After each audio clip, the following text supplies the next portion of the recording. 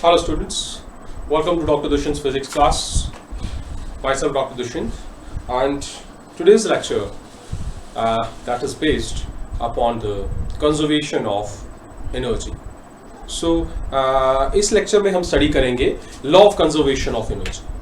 जैसे कि हमारे प्रीवियस लेक्चर में हमने कुछ चीज़ें ऐसी पढ़ी हैं रिलेटेड टू मैकेनिकल एनर्जी कि मैकेनिकल एनर्जी किस तरह कंजर्व रह जाती है when we have a free fall of a body from a height where it is falling from surface which is higher as compared to the surface of earth. So in today's lecture we will go through certain law that is a basic principle of conservation of energy. So let's start with the lecture. So today's topic is principle of conservation of energy. Principle of conservation of energy. So let's start with the basic example. अगर आपके पास एक ball है, what you have done, आपने इस ball को उछाला, ठीक है, give it a rise.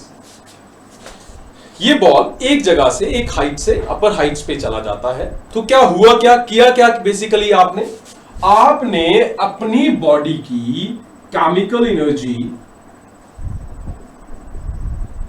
किसको दी? बॉल को आपने अपनी बॉडी की केमिकल एनर्जी दी और वो केमिकल एनर्जी बॉल की काइनेटिक एनर्जी में कन्वर्ट हो गई. अब इस काइनेटिक एनर्जी के कारण ये जो बॉल है आपका, ये एक सर्टेन हाइट पे जाएगा. जब एक सर्टेन हाइट पे ये बॉल पहुंच गया तो इस समय इसकी सारी काइनेटिक एनर्जी पोटेंशियल एनर्जी में कन्वर्ट हो जाएगी. दी क्या थी आपने? केमिकल एनर्जी कन्वर्ट हो गई बॉल की काइनेटिक एनर्जी में. जब बॉल अपर हाइट्स पे जा रहा था तो उसकी वो काइनेटिक एनर्जी कन्वर्ट हो रही थी धीरे धीरे किसमें? पोटेंशियल एनर्जी में. जैसे ही वो टॉप पे पहुंच गया, एट द टॉप, उसकी सारी काइनेटिक एनर्जी पोटेंशियल में कन्वर्ट हो गई. और जब वो फिर से उस हाइट से नीचे आने लगा, फिर से उसकी पोटेंशियल एनर्जी जो थी वो धीरे धीरे किसमें कन्वर्ट होना शुरू हो गई? काइनेटिक एनर्जी में. और जब वो ग्राउंड के ऊपर वापस पहुंचा, यहां पे पहुंचा, तो उसमें आपकी ये पोटेंशियल काइनेटिक इन्वर्जन जो था, जो एनर्जी उसमें थी, उस बॉल में थी, जो काइनेटिक एनर्जी की फॉर्म में थी, अब धरती पे जैसे ही उसने स्ट्राइक किया, as soon as it strike the surface of earth, whole of its kinetic energy वो किसमें कन्वर्ट हो गई? That gets converted into heat plus sound. वो हीट में भी कन्वर्ट हो गया और साउंड में भी कन्वर्ट हो गई. अब आपने देखा कि डिफरेंट स्टेजेस में बॉडी की या उस बॉल की जो काइनेटिक एनर्जी थी वो डिफरेंट फॉर्म्स से आई और डिफरेंट फॉर्म्स में कन्वर्ट हो गई.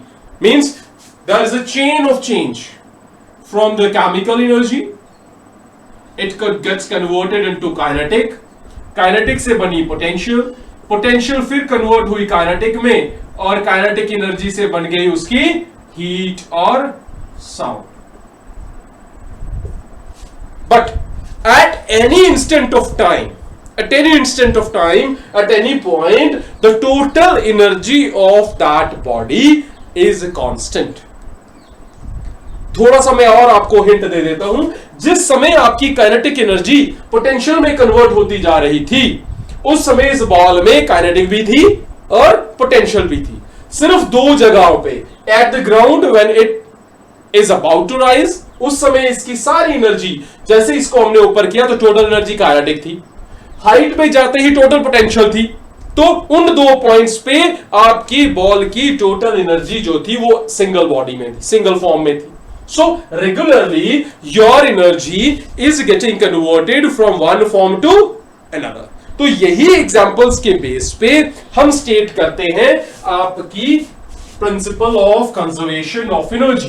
तो क्या कहता है प्रिंसिपल ऑफ कंजर्वेशन? ध्यान से नोट करते जाइएगा इस चीज को.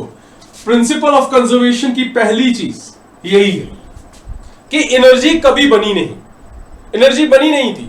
स्टार्ट में भी आप देखिए काइनेटिक उसमें अपने आप हमने जनरेट नहीं की है, मैंने अपनी बॉडी की केमिकल एनर्जी उस बॉल में दे दी। Means energy can neither be created, can neither be created nor be destroyed, nor be destroyed। ना तो वो बनी थी ना कभी खत्म हुई, वो खत्म नहीं हुई थी, काइनेटिक एनर्जी खत्म नहीं हुई थी। No, it just gets converted into the potential energy. It neither be created nor be destroyed, it only changes from one form to another, changes from one form to another। ये सिर्फ एक form of energy से दूसरी form of energy में convert होती है। Number 2 क्या देखा हमने कि total energy of the system of an isolated system, जैसे और थर्ड सिस्टम से एनर्जी नहीं मिल रही है, total energy of an isolated system, of an isolated system always remain constant, always remain constant। Total energy हमेशा आपके सिस्टम की, अगर आपका सिस्टम क्या है, एक आइसोलेटेड सिस्टम है, तो टोटल एनर्जी हमेशा उसकी क्या रहेगी, कांस्टेंट रहेगी। ये दो चीजें बड़ी ही इंपॉर्टेंट है इस लॉ में। अब इसको एक्सप्लेन करता है एक आपका बड़ा ही इंपॉर्टेंट सिस्टम जिसमें हम खुद रिसाइड करते हैं, दैट इज अ यूनिवर्स। अगर आप यूनिवर्स को एक आइसोलेटेड सिस्टम ले लो और उसके डिफरेंट पार्ट्स को आप कंसीडर करते हो, अगर यूनिवर्स का एक पार्ट एनर्जी लूज करता है तो इसी सिस्टम का दूसरा पार्ट एनर्जी गेन भी कर रहा है। मींस टोटल एनर्जी जितनी लूज हो रही है इतनी कोई दूसरा बॉडी, दूसरा part of that system that is also gaining. So जो टोटल इफेक्ट है वो वहीं पे कांस्टेंट रहेगा। को टोटल इफेक्ट जो है मींस इफेक्ट व्हाट, एनर्जी। तो एनर्जी सिर्फ एक जगह से दूसरी जगह जा रही है, नंबर 1, या वो एक फॉर्म से दूसरी फॉर्म में जा रही है इनसाइड एन आइसोलेटेड सिस्टम।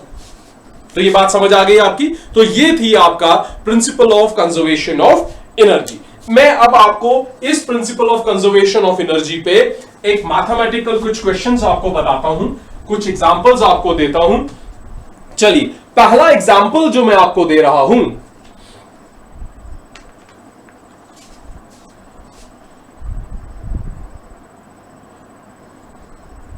यहां पे एक बहुत ही इंपॉर्टेंट चीज है और ये रिसाइड कर रही है हमारे प्रीवियस जो हमने टॉपिक हमने पढ़ा है, जो that is the mass energy equivalence relation, कि वहां पे आपके पास एक टर्म आई थी how much mass. Yes, very important thing.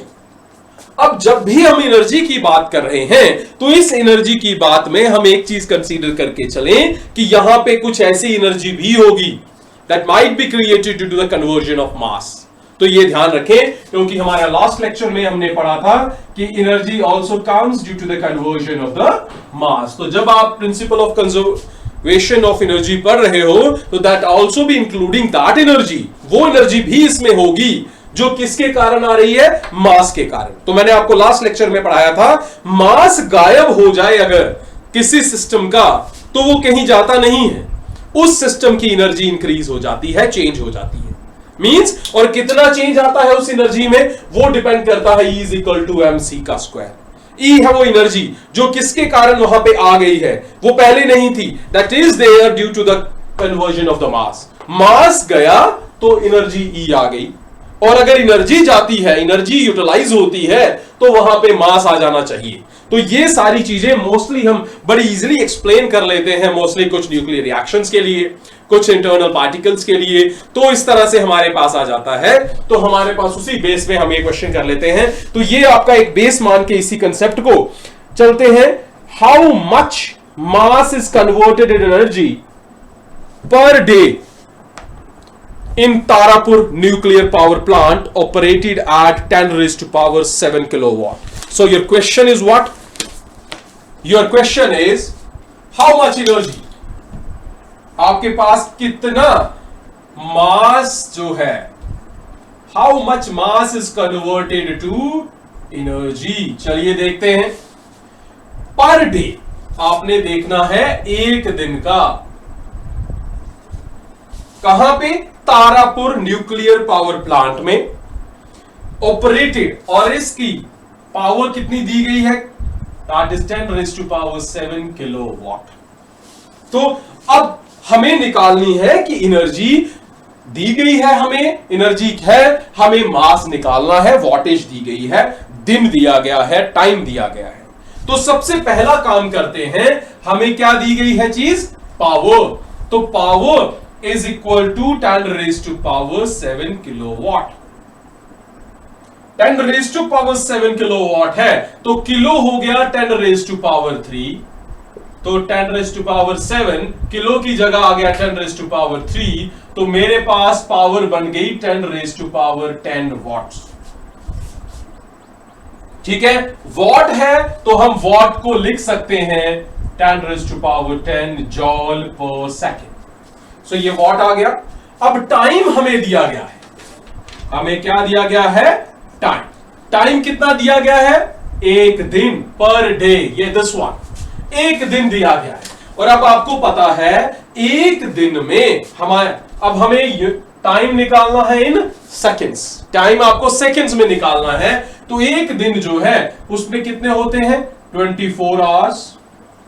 24 hours हो गए. 24 आवर, और every hour has 60 minutes. Every minute has 60 seconds. So it is 24 into 60 into 60. This is the number of the seconds. इतने सेकेंड आपके पास time आ गया, power आ गया, time आ गया. तो energy will be equal to power into time. देखते हैं अभी इसको भी, इस कंसेप्ट को भी अभी चेक करते हैं इसके बाद. अब पावर इनटू टाइम आ गया. पावर आ गई 10 रेज़ टू पावर 10, टाइम आ गया 24, 60, that much amount of joule of energy. This is not required. ये हमें नहीं चाहिए, मुझे चाहिए मास, मुझे चाहिए मास. तो पहले इसी को कर लेते हैं solve. It is going to be about 36 and this 864 10 raised to power 12 joules. मुझे चाहिए मास.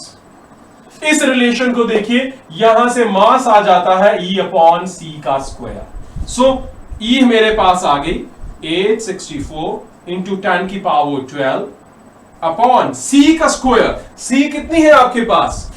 3 into 10 raise to power 8. So 3 का square into 10 raise to power 8 का स्क्वायर. 8 का square 60. So when you are going to solve this one, ये आपके पास आ गया 16 ऊपर जाके माइनस हो जाएगा. It is going to be about 10 raise to power -3. So 9.6 10 raise to power -3 kilogram. ये आपके पास आ गया 9.6 10 raise to power -3 kilogram in the standard units. अगर आप इन्हें पावर में नहीं लिखना चाहते तो ये सिंपली 9.6 ग्राम आ जाएगा. ठीक है, तो ये समझ आ गया आपको.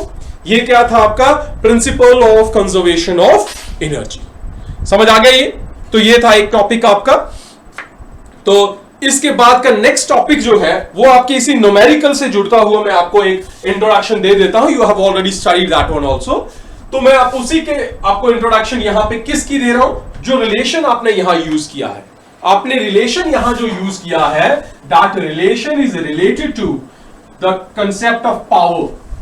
जो पावर का कंसेप्ट है कि पावर क्या होती है. जब पावर की बात करते हैं तो पावर कहां से आ जाती है, ये पावर की डेफिनेशन क्या है. सबसे पहले पावर को जो हम मान के चलते हैं, power is the rate of doing work. Power क्या हो गई आपकी? Power is defined as the rate of doing work. तो आपके पास आ गया power. Power is what? It is defined as the rate of doing work. Rate rate का मतलब है कितना काम किया आपने विद रिस्पेक्ट टू टाइम। कितना काम कर रहे हो आप विद रिस्पेक्ट टू टाइम, कितना काम कर रहे हो भाई, that ratio of that doing work, that is power. So power is equal to work upon time. ये क्या हो गया, वर्क अपॉन टाइम। तो कितना वर्क आप कर रहे हो टाइम के साथ, दैट इज योर पावर। चलिए देखते हैं डायमेंशंस क्या है इसकी, यूनिट्स क्या है इसके देखते हैं और डायमेंशंस देखते हैं। डायमेंशन देखिए, वर्क की डायमेंशन लीजिए। वर्क की डायमेंशन क्या होती है, m power 1 L2 t minus 2। ये आ गई किसकी, वर्क की, अपॉन टाइम t की पावर 1। तो कंपायर कीजिए, it is going to be m1 L2 t plus 1 है नीचे, ये ऊपर जाके -1 हो जाएगा, तो ये बन गया -3। So your dimension are 1 2 -3। Dimension formula for power is m की पावर 1 L की power 2 t power -3 and the dimensional equation is power is equal to in braces m1 L2 t -3। तो ये ध्यान रखना इन चीजों का। अब इसके बाद आगे आपके यूनिट्स। यूनिट्स क्या है भाई पावर के, जो स्टैंडर्ड यूनिट है दैट वन इज वॉट, और रिप्रेजेंट करते हैं इसे हम कैपिटल W से। डन। दूसरा, यहां से जो यूनिट बनेगा, वर्क का यूनिट है जॉल, टाइम का यूनिट है सेकंड, तो आपका यहां पे पावर का बचे यूनिट बन गया जॉल पर सेकंड। तो टाइम का यूनिट आपके पास बन जाता है सेकंड, तो पावर का यूनिट बन गया आपके पास जॉल पर सेकंड। तो इस तरह से जो इसका बड़ा यूनिट होएगा, दैट विल बी, यहां पे smaller unit, basic unit is what. तो जब हम इस यूनिट्स को बड़ा करते जाएंगे, वैल्यूज बड़ी चाहिए होंगी, so we are going to have the kilowatt. Kilowatt, so kilowatt will be 10 raised to power 3 watt। ये आपके पास एक यूनिट आ गया। तो इसी तरह से जब हम पावर्स लेते हैं तो ये कंसीडरेशंस लेके चलते हैं, तो आपके पास ही आ गया। अब हमारे पास एक कमर्शियल यूनिट है जो मोस्टली बिग मशीन्स में यूज होता है, दैट इज हॉर्स पावर। गाड़ियों में यूज होता है हॉर्स पावर, और डिनोट करते हैं HP।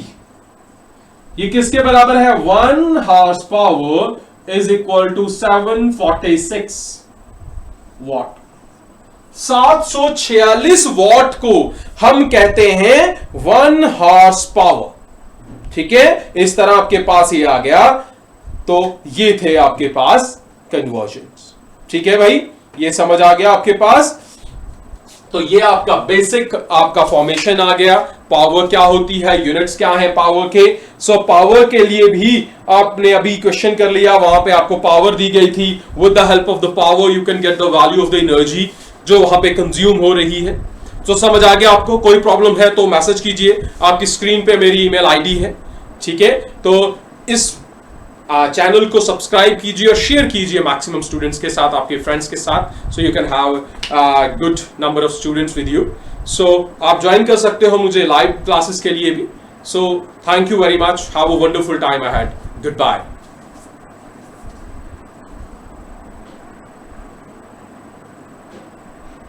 Thank you for watching my channel. Please subscribe and share, and also press the like button that is down here.